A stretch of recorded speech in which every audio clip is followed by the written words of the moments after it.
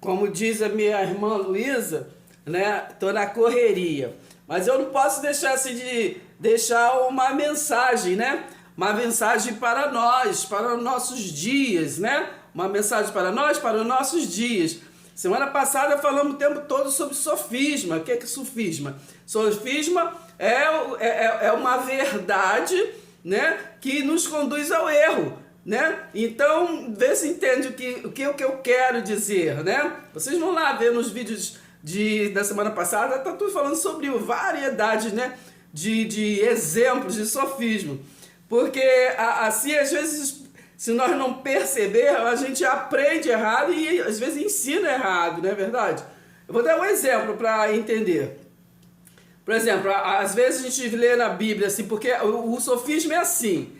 A gente lê ali uma verdade, aí a pessoa até às vezes quando está nos evangelizando, ou a gente evangeliza alguém, a gente fala, tá escrito, né? E as pessoas às vezes vai ali na Bíblia dela, ou a gente mostra a nossa, e realmente está escrito.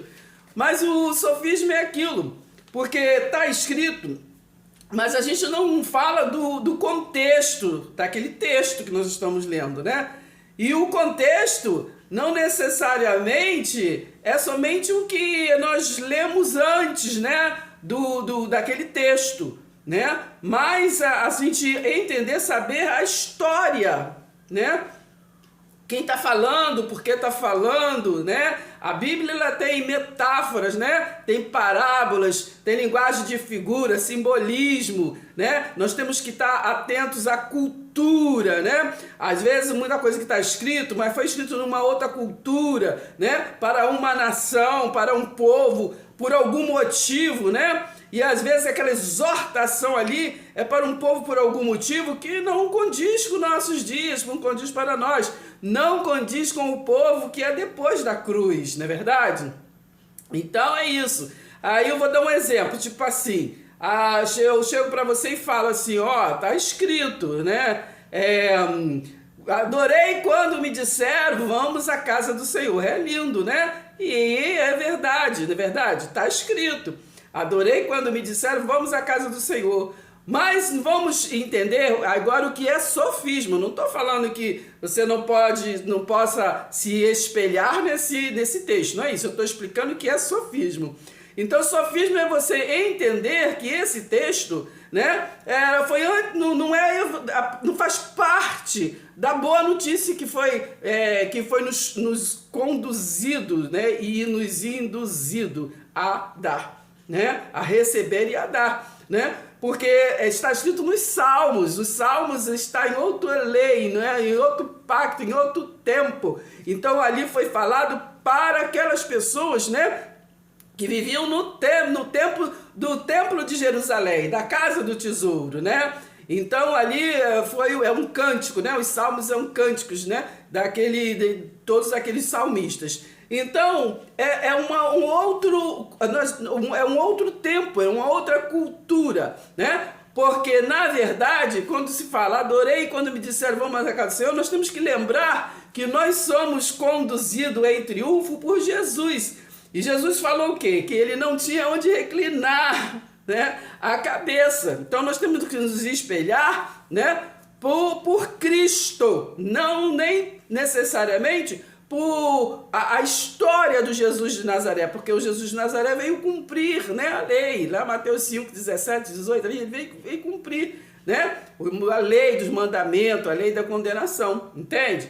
Então nós temos que nos espelhar a partir de Cristo, a partir do ressurreto, do ressuscitado. Esse nós temos que ser os nossos textos para os nossos dias, né? Porque pegamos a visão do que foi falado sobre a ressurreição, que foi o ministério de Jesus, né, de Nazaré. Então ali em Cristo Jesus foi ali a revelação, foi dada a Paulo, e Paulo trouxe ali para aquele povo, naquele tempo. Então quando nós lemos no livro de Coríntios, ali não está falando conosco, está falando tudo que está sendo falado é para aquele povo naquela época, por algum motivo, né? Então ali está falando com o povo de Coríntios. Então nós pegamos a visão, nós não podemos pegar em fazer doutrina, né? Porque toda a Bíblia é história, e é história o quê? De tradição, tradição de povos, de nação,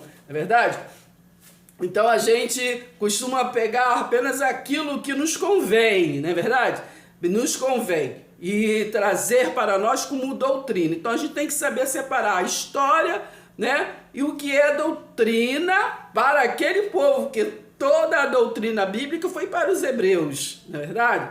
Né? Para os hebreus. E ali em Paulo, né, foi estendido aos gentios, não é verdade? Então, nem Paulo, nem Apolo, né, foi dado todo o crescimento, né, através deles, mas quem rega, né, quem rega somos nós, mas tudo vem do eu todo, né, o Criador. Então, nem Paulo, nem Apolo, nem a minha igreja, a sua igreja, entende?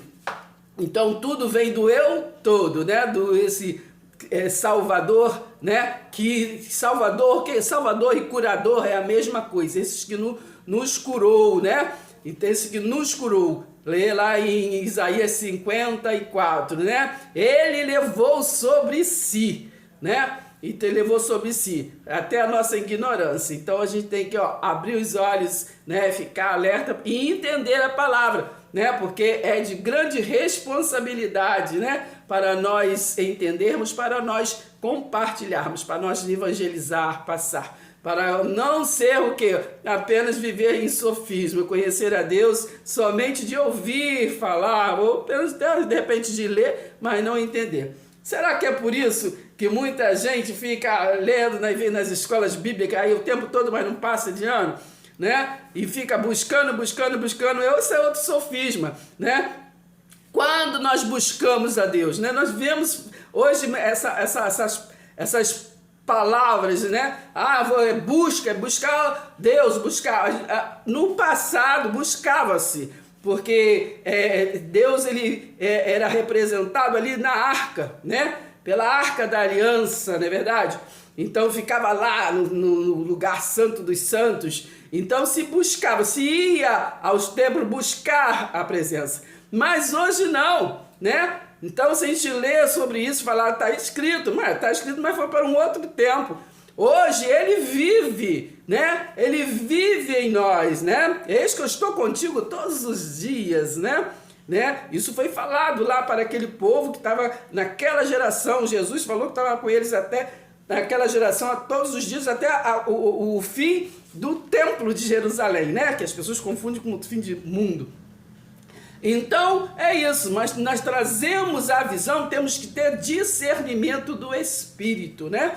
Porque Deus é Espírito, e onde há o Espírito, há a liberdade, né? Da gente aprender, da gente entender Colossenses, né? 1:13, né? Ele o que? Já transportou, não vai transportar, ele já transportou, né? Aquele povo das trevas para o reino do seu amor, e com ele nós todos somos, né, também que já nascemos, né? Nós não somos contra a cruz, né? Nós somos adoradores da cruz, não é verdade? Então, Jesus se fez maldição, então não há mais maldição sobre a nossa vida, não aceite nenhuma palavra de maldição.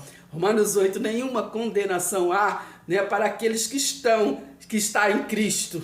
Tá bom? Então receba essa palavra no seu coração em nome, né, do Espírito Santo, né? Porque nós somos, depois da cruz, nascemos já no reino estabelecido, no reino que Jesus consumou na cruz, né? E foi ali, naquela transição da cruz até o ano 70 DC, quando ali se findou o dia do juízo, que se cumpriu. Isaías 61:2, o dia da vingança do Senhor, que derrubou o templo, né? Assim Jesus também profetizou, Mateus 24, né? Os discípulos, não, olha que maravilha essas pedras do templo, maravilhoso, Jesus, deixa isso aí, entendeu? Não vai ficar pedra sobre pedra, porque a partir de mim, né? Romanos 10:4, né? O fim da lei é Cristo. Então Jesus falou, a partir de mim o templo vai ser vocês, porque eu habito em vocês, eu vou habitar em vocês. Onde tiver em meu nome, ali sempre eu estarei. entendeu? Eis que eu estou convosco, não temas, eu sou contigo, né? Eu não vou deixar vocês órfãos. Então, toda ferramenta preparada contra ti não prosperará, já profetizou Isaías, né? Deus profetizou através de Isaías, tá bom? Então vamos ficar com essa palavra e entender e sair de crendices, né? Que muita coisa está escrito, mas é sofisma, porque há um tempo, há uma tradição de povos, né? Costumes de povos, né? E na Bíblia há muito costume de judeus, né? Tradição de judeus, de grego, disso, aquilo outro. Nós não somos daquele tempo, entendeu? Nós somos novas criaturas. Quem nasceu depois da cruz, desse reino estabelecido, reino do amor, o reino de Efésios 2:8, né? Pela graça sois salvo, sois curado, né? Não vai ser, né? Não estamos esperando ser, somos, tá bom? Então, vamos entender, né?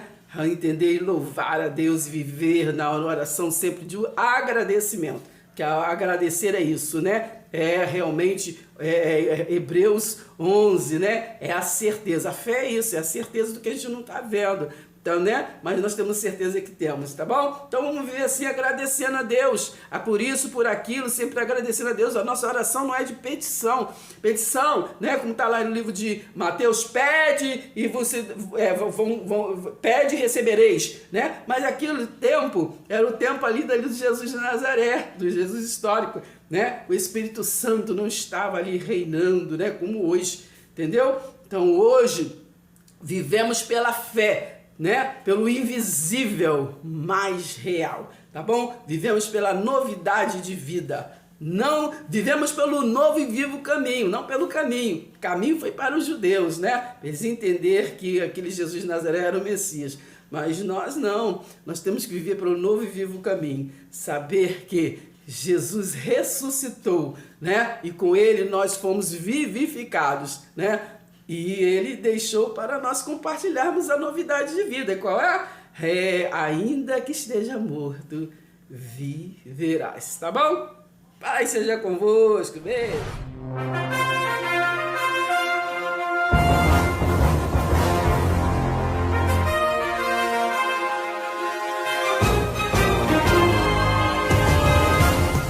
Se inscreva.